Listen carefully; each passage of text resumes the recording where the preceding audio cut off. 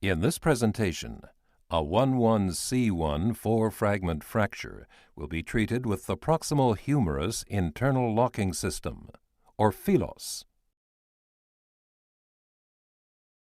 The objectives of this exercise are to explain the clinical indications for the PHILOS, the various plate holes, the patient positioning, the surgical approach, the reduction of the fracture, and the correct application of the PHILOS on a 1,1-C1 4-fragment fracture.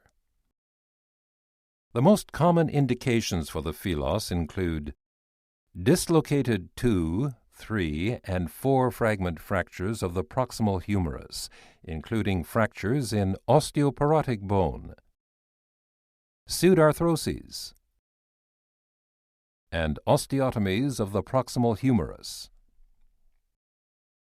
The proximal portion of the PHILOS plate has 10 suture holes of 2 mm diameter for the fixation of the tendons of the rotator cuff. There are also 9 plate holes. The most proximal holes, at level A, are parallel to one another and angle the screws slightly upwards. At the next level, B, the holes are staggered and the screws converge in the head of the humerus. At level C, the holes are inclined upwards and the screws diverge in the head of the humerus. The next hole, at level D, is an LCP combination hole which is inclined slightly upwards.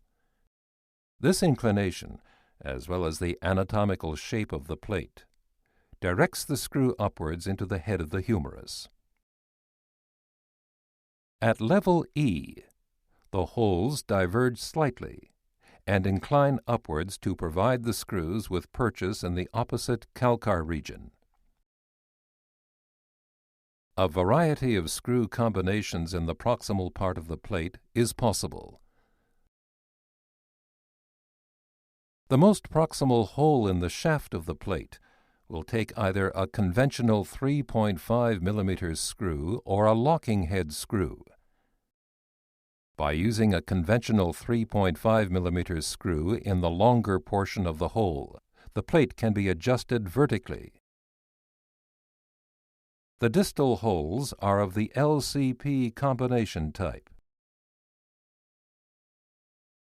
Surgery is normally performed with the patient in the beach chair position.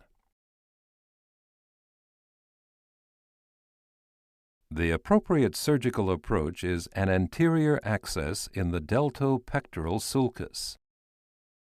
The incision starts at the coracoid process and extends to the humerus at the level of the deltoid tuberosity. The cephalic vein is identified proximally and usually retracted laterally while exposing the deltopectoral plane. The pectoralis fascia is incised lateral to the tendon of the short head of the biceps brachii muscle, maintaining the coracoacromial ligament proximally and incising the proximal 1 to 2 centimeters of the pectoralis major muscle insertion.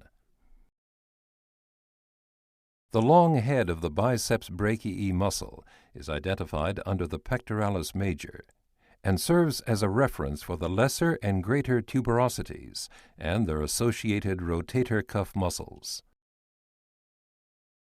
The fracture lines of this 4-fragment fracture separate the humeral shaft from the lesser tubercle, the greater tubercle,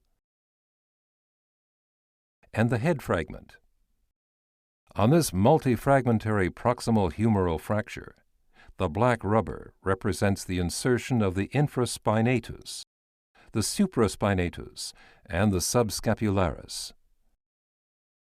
A bone hook is used to pull the dislocated fragment of the greater tubercle forwards. Sutures are attached to the tendinous insertions of these muscles.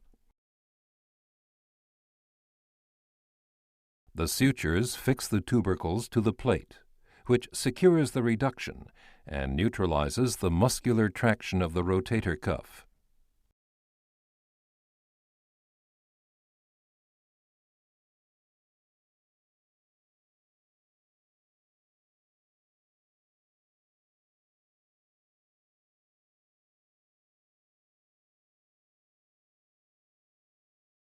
A pull on the sutures attached to the muscle tendon, a periosteal elevator, and a sharp hook may help to achieve the required reduction. The reduction is held in position temporarily with K-wires. The K-wires are placed so that they do not block the later positioning of the plate. The large pointed reduction forceps can be a help at this stage. The sutures are passed through the suture holes of the plate.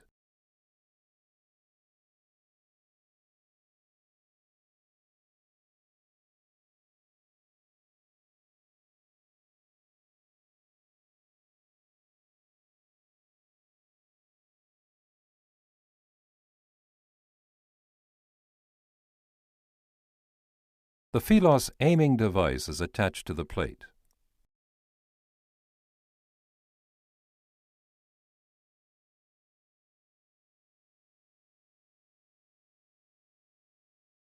The plate is slid down the sutures to the bone.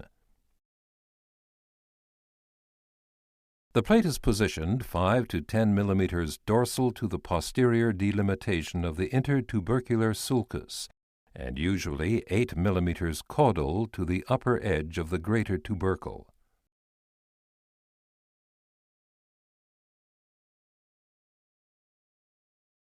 The correct position is found by placing a K-wire through the proximal guide hole of the aiming device. The K-wire should be aimed at the level of the joint surface. The plate can now be fixed to the bone. Both cortices are drilled through the dynamic part of the long hole, using the universal drill guide in the neutral position and the 2.5 millimeter drill bit. The screw length is determined with the depth gauge. The hole is tapped, and a 3.5 millimeter Cortex screw is inserted.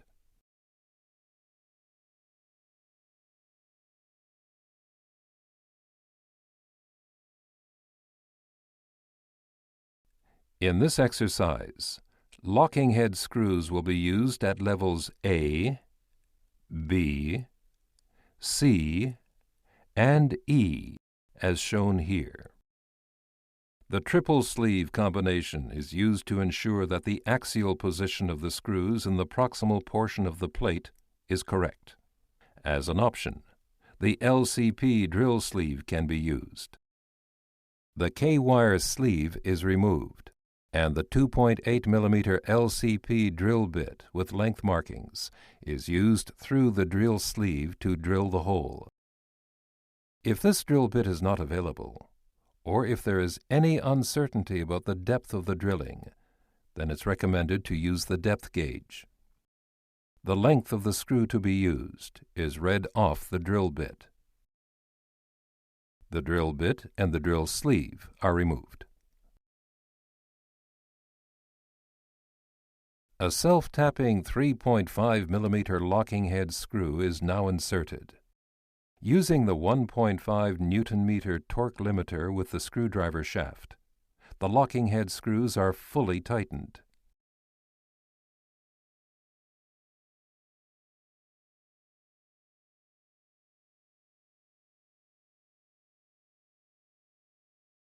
The centering sleeve is removed. After all the required holes are filled, the proximal fixation of the plate is complete. The remaining shaft holes are filled with conventional screws. The temporary K-wires, as well as the aiming device, are removed.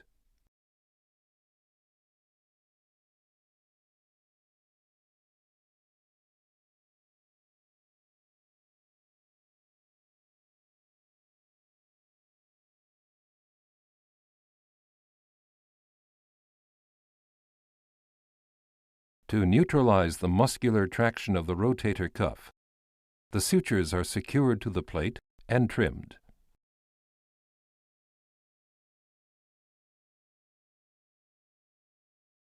The fixation of the multi-fragment fracture is now complete, and the incision is closed.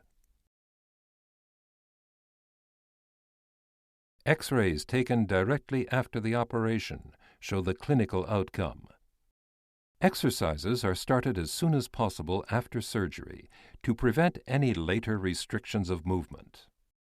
However, it is crucial that the fracture be completely consolidated before full load is exerted.